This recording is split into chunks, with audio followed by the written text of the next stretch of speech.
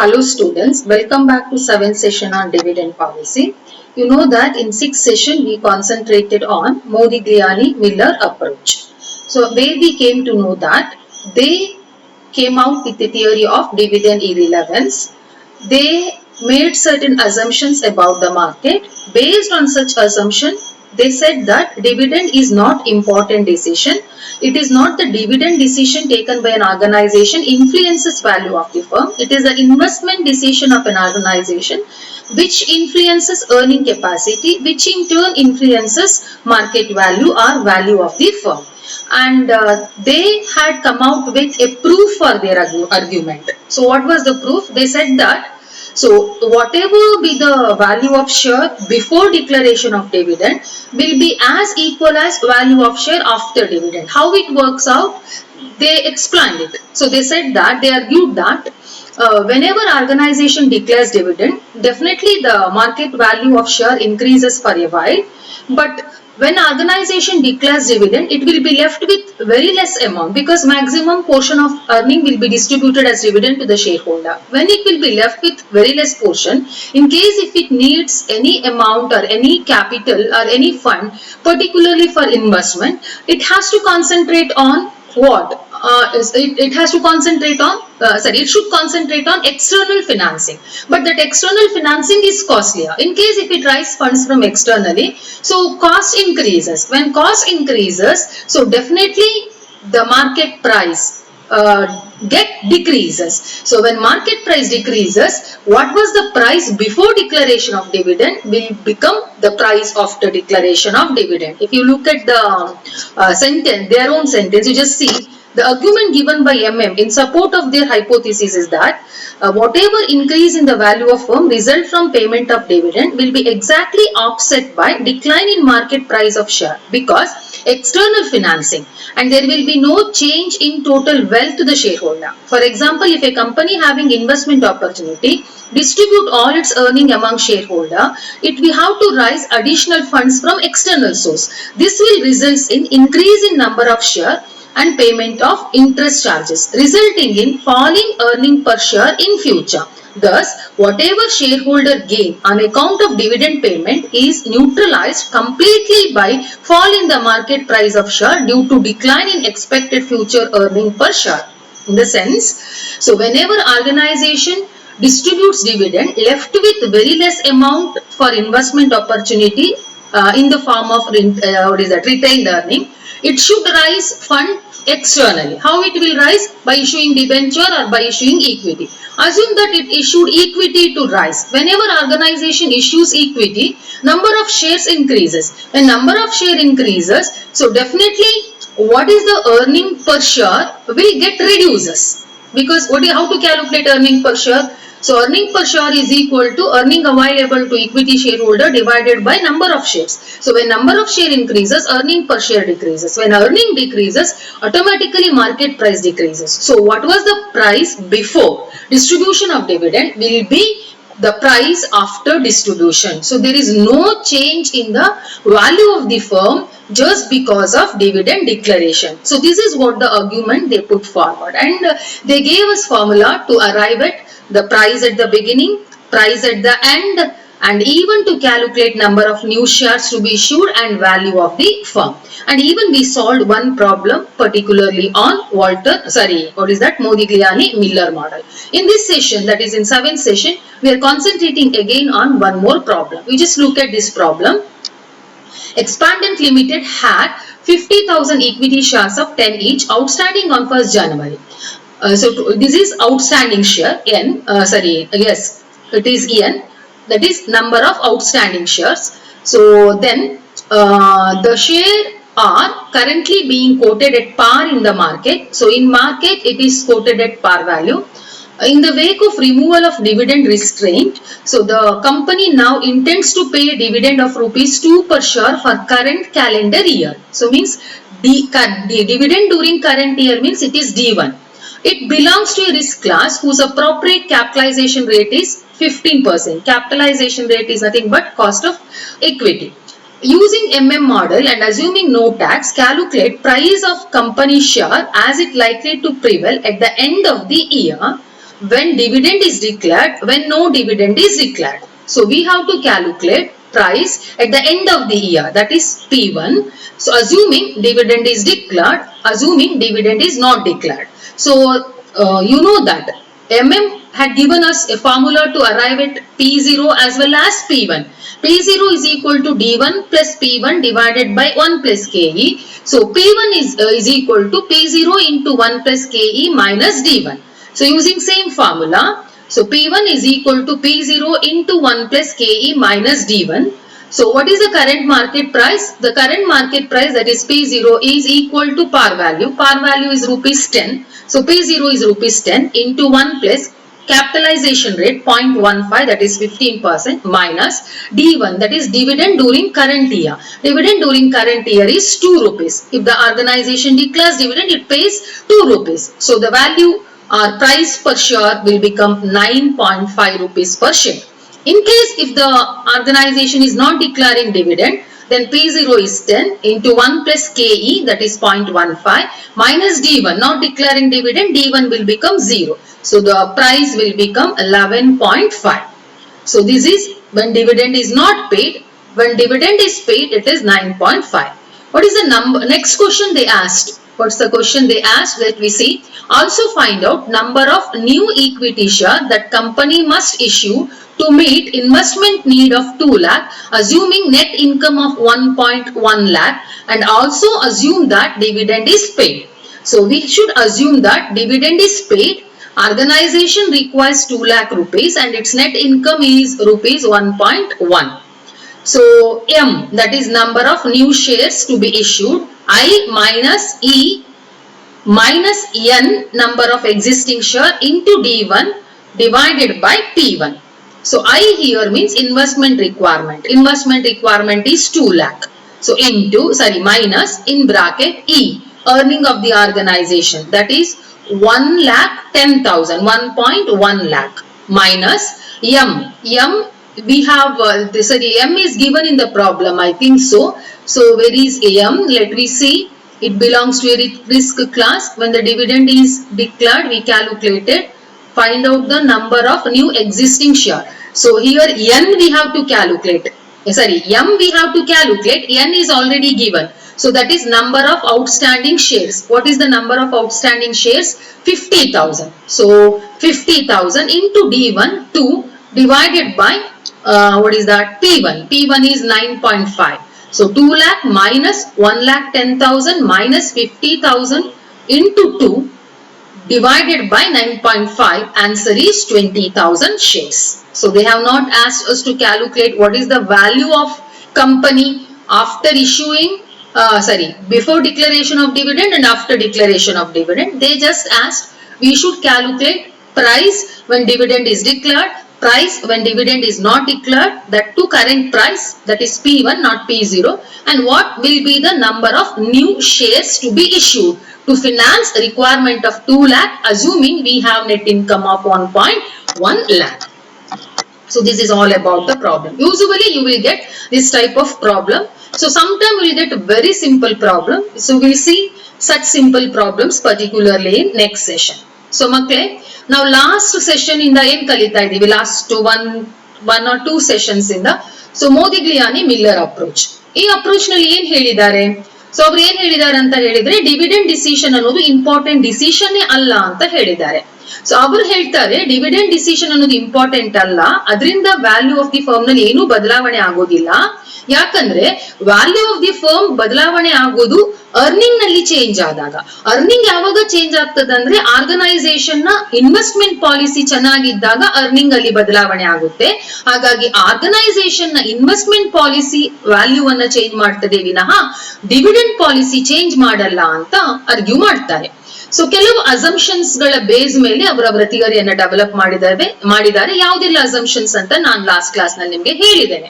So ಅವ್ರು ಏನ್ main argument ಅಂತ ಹೇಳಿದ್ರೆ, ಅವ್ರು ಹೇಳ್ತಾರೆ ಸೊ ಒಂದು ಆರ್ಗನೈಸೇಷನ್ ಡಿವಿಡೆಂಡ್ ಡಿಕ್ಲೇರ್ ಮಾಡಿದಾಗ ಡೆಫಿನೆಟ್ಲಿ ಶೇರ್ ಹೋಲ್ಡರ್ಸ್ ಗೆ ಶೇರ್ ಹೋಲ್ಡರ್ಸ್ ಇನ್ನೂ ಆರ್ಗನೈಸೇಷನ್ ಜಾಸ್ತಿ ಅರ್ನ್ ಮಾಡ್ತದೆ ಅಂತ ಅಸಂಪ್ಷನ್ ಮಾಡ್ಕೊಂಡು ಸೊ ಆ ಕಂಪನಿಯ ಶೇರ್ ಅನ್ನು ಜಾಸ್ತಿ ಪರ್ಚೇಸ್ ಮಾಡ್ತಾರೆ. ಆಗ ಮಾರ್ಕೆಟ್ ವ್ಯಾಲ್ಯೂ ಡಿವಿಡೆಂಡ್ ಡಿಕ್ಲೇರ್ ಆದ ಸ್ವಲ್ಪ ಸಮಯದಲ್ಲೇ ಜಾಸ್ತಿ ಆಗ್ತದೆ. ಅವರ ಪ್ರಕಾರ ಏನಂದ್ರೆ ಈ ಜಾಸ್ತಿ ಆಗಿರೋದು ಹೆಚ್ಚು ಸಮಯ ನಿಲ್ಲೋದಿಲ್ಲ. ಏನಾಗ್ತದೆ ಅಂತ ಹೇಳಿದ್ರೆ ಡಿವಿಡೆಂಡ್ ಡಿಕ್ಲೇರ್ ಆಗೋಕ್ಕಿಂತ ಮೊದಲು ಯಾವ ಪ್ರೈಸ್ ಇತ್ತು, ಡಿವಿಡೆಂಡ್ ಡಿಕ್ಲೇರ್ ಆದ್ಮೇಲೂ ಅದೇ ಪ್ರೈಸ್ ಗೆ ಬಂದು ನಿಲ್ತದೆ ಅಂತ ಅವ್ರು ಆರ್ಗ್ಯೂ ಮಾಡ್ತಾರೆ. ಯಾಕೆ ಅಂದ್ರೆ ಯಾವಾಗ ಆರ್ಗನೈಸೇಷನ್ ಡಿವಿಡೆಂಡ್ ಡಿಕ್ಲೇರ್ ಮಾಡುತ್ತೆ ಮಾರ್ಕೆಟ್ ನಲ್ಲಿ ಪ್ರೈಸ್ ಜಾಸ್ತಿ ಆಗ್ಬಹುದು. ಆದ್ರೆ ಏನಾಗ್ತದೆ ಅಂತ ಹೇಳಿದ್ರೆ ಆರ್ಗನೈಸೇಷನ್ ಅಲ್ಲಿ ಏನಾಗ್ತದೆ, ಡಿವಿಡೆಂಡ್ ಡಿಕ್ಲೇರ್ ಮಾಡೋದು ಅಂದ್ರೆ ಅರ್ಥ ಎಂತ, ತನ್ನ ಅರ್ನಿಂಗ್ ಅನ್ನ ಡಿಸ್ಟ್ರಿಬ್ಯೂಟ್ ಮಾಡ್ತದೆ ಆರ್ಗನೈಸೇಷನ್ ಅಂತ. ಹೆಚ್ಚು ಅರ್ನಿಂಗ್ ಅನ್ನ ಡಿಸ್ಟ್ರಿಬ್ಯೂಟ್ ಮಾಡಿದ್ರೆ ಅದರ ಹತ್ರ ಆರ್ಗನೈಸೇಷನ್ ಹತ್ರ ಏನು ಉಳಿಯಲ್ಲ, ಬಹಳ ಕಡಿಮೆ ಉಳಿಯುತ್ತದೆ. ಒಂದು ವೇಳೆ ಆರ್ಗನೈಸೇಷನ್ ಗೆ ತಕ್ಷಣ ಹಣ ಬೇಕಾಯ್ತು ಅಂದ್ರೆ ಅದು ಎಕ್ಸ್ಟರ್ನಲ್ ಫಿನಾನ್ಸಿಂಗ್ ಇಂದಾನೆ ಹಣ ರೈಸ್ ಮಾಡ್ಕೊಳ್ಬೇಕು. ಎಕ್ಸ್ಟರ್ನಲ್ ಫಿನಾನ್ಸಿಂಗ್ ಅನ್ನುವಾಗ ನಮ್ಗೆ ಎರಡು ಸೋರ್ಸ್ ನೆನಪಾಗುತ್ತೆ, ಒಂದು ಈಕ್ವಿಟಿ, ಒಂದು ಡೆಟ್.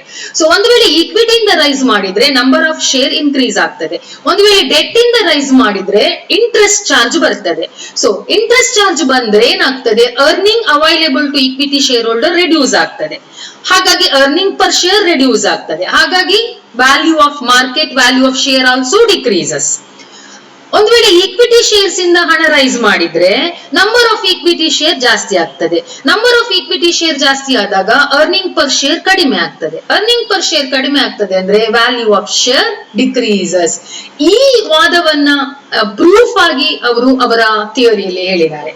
ಸೊ ಹಾಗಾಗಿ ಏನು ವ್ಯಾಲ್ಯೂ ಇತ್ತು ಡಿವಿಡೆಂಡ್ ಡಿಕ್ಲೇರ್ ಆಗ್ಲಿಕ್ಕಿಂತ ಮೊದಲು ಅದೇ ವ್ಯಾಲ್ಯೂ ಡಿವಿಡೆಂಡ್ ಡಿಕ್ಲೇರ್ ಆದ ಮೇಲೂ ಇರ್ತದೆ ಅಂತ ಅವರು ವಾದಿಸ್ತಾರೆ ಅವರ ಥಿಯರಿಯಲ್ಲಿ. ಸೊ ಹಾಗೆ ಅವರು ನಮ್ಗೆ ಕೆಲವು ವೇ ಆಫ್ ಅರೈವಿಂಗ್ ಎಟ್ ಕೆಲವು ಫಾರ್ಮುಲಾಗಳನ್ನ ಹಾಕಿ ಕೊಟ್ಟಿದ್ದಾರೆ. ಸೊ ನಾವು ಅದರಿಂದ P0 ಕ್ಯಾಲ್ಕುಲೇಟ್ ಮಾಡಬಹುದು, price at the beginning, P1 calculate ಮಾಡಬಹುದು, ಪ್ರೈಸ್ ಎಟ್ ದ ಎಂಡ್, ಆ ನಂತರ M ಕ್ಯಾಲ್ಕುಲೇಟ್ ಮಾಡಬಹುದು, number of new shares to be issued, ಆಮೇಲೆ NP0 that is value of the firm when dividend is declared, when dividend is not declared. So ಇಷ್ಟಕ್ಕೂ formula ಹಾಕಿ ಕೊಟ್ಟಿದ್ದಾರೆ. ನಾವು ಆ ಫಾರ್ಮುಲಾವನ್ನೇ ಅಪ್ಲೈ ಮಾಡಿಕೊಂಡು ಲಾಸ್ಟ್ ಸೆಷನ್ ಅಲ್ಲಿ ಒಂದು ಪ್ರಾಬ್ಲಮ್ ಸಾಲ್ವ್ ಮಾಡಿದ್ದೇವೆ. ಈ ಸೆಷನ್ ಅಲ್ಲಿ 7th ಸೆಷನ್ ಅಲ್ಲಿ ನಾವು ಮತ್ತೊಂದು ಪ್ರಾಬ್ಲಮ್ ಅನ್ನ ಸಾಲ್ವ್ ಮಾಡ್ಲಿಕ್ಕೆ ಇದ್ದೇವೆ. ಇಲ್ಲಿ ಹೇಳ್ತಾ ಇದ್ದಾರೆ, ಒಂದು ಕಂಪನಿಯಲ್ಲಿ 50,000 ರೂಪಾಯಿ ಶೇರ್ ಇದೆ, 50,000 ಶೇರ್ಸ್ ಇದೆ. ಅರ್ಥ ಆಯ್ತಾ? ಒಂದು ಶೇರಿನ ಬೆಲೆ 10 ರೂಪೀಸ್. 50,000 ಇಂಟು 10 ಅಂದ್ರೆ equity share capital of that company. So ಆ ಕಂಪನಿಯ ಪ್ರೆಸೆಂಟ್ ಮಾರ್ಕೆಟ್ ಪ್ರೈಸ್ ಹೇಗಿದೆ ಅಂದ್ರೆ which is equal to par value. Par value ಎಷ್ಟು 10 ರೂಪೀಸ್ ಅಂದ್ರೆ P0 is equal to 10. So ತುಂಬಾ ಡಿವಿಡೆಂಡ್ ಡಿಕ್ಲೇರ್ ಮಾಡದೇ ಇರುವುದರಿಂದ, ಸೊ ಎಲ್ಲರೂ ಡಿವಿಡೆಂಡ್ ಅನ್ನ ಡಿಮ್ಯಾಂಡ್ ಮಾಡೋದ್ರಿಂದ ಕಂಪನಿ ಡಿಸೈಡ್ ಮಾಡಿದೆ ಈ ವರ್ಷ ಎಂಡ್ ಆಗುವಾಗ 2 ರೂಪಾಯಿ ಡಿವಿಡೆಂಡ್ ಕೊಡ್ತೇವೆ ಅಂತ. ಹಾಗಾದ್ರೆ ಅದು D1 ಈ ವರ್ಷದ ಎಂಡ್. ಸೊ ಹಾಗೆಯೇ ಆರ್ಗನೈಸೇಷನ್ ನ ರಿಸ್ಕ್ ರೇಟ್ 15%. ಸೊ ಮಾಡೆಲ್ ಅನ್ನ ಅಸಂಪ್ಷನ್ ಮಾಡಿಕೊಂಡು ಅಥವಾ ಬೇಸ್ ಆಗಿ ಇಟ್ಕೊಂಡು ನಾವು ಪ್ರೈಸ್ ಏನಾಗುತ್ತೆ at the end of the year ಅಂದ್ರೆ P1, beginning of the year price ಗೊತ್ತುಂಟಲ್ಲ, market price is equal to par value. End of the year ಏನಾಗ್ತದೆ, ಯಾವಾಗ ಡಿವಿಡೆಂಡ್ ಡಿಕ್ಲೇರ್ ಮಾಡಿದ್ರೆ, ಡಿವಿಡೆಂಡ್ ಡಿಕ್ಲೇರ್ ಮಾಡ್ಲಿಲ್ಲ ಅಂದ್ರೆ P1 ಕ್ಯಾಲ್ಕುಲೇಟ್ ಮಾಡ್ಬೇಕು. ಎಂಡ್ ಆಫ್ ದಿ ಇಯರ್ ಕೇಳಿದಾರೆ ಅಂದ್ರೆ P1, beginning of the year ಅಥವಾ ಲಾಸ್ಟ್ ಇಯರ್ ಅಂತ ಕೇಳಿದಾರೆ ಅಂದ್ರೆ P0. So P1 is equal to P0 into 1 plus KE minus D1. So 10 into 1 plus 0.15 minus 2 dividend declare ಮಾಡಿದ್ರೆ value will become 9.5. ಅದೇ market value price ಎಷ್ಟಾಗ್ತದೆ dividend declare ಮಾಡಿಲ್ಲ ಅಂದ್ರೆ same formula, ಎಲ್ಲವೂ same, D1 ಮಾತ್ರ 0, dividend is not paid. ಆಗ price is 11.5. What is the number of equity shares to be issued ಅಂತ third question answer ಉಂಟು. ಅದ ಕ್ವಶನ್ ಅನ್ನ ಫಸ್ಟ್ ಕಲ್ತ್ಕೊಳ್ಳಿ ನೋಡುವ. Also find out number of new equity shares that a company must issue to meet the investment needs of 2 lakh assuming net income of 1.1 lakh and also assuming that dividend is paid.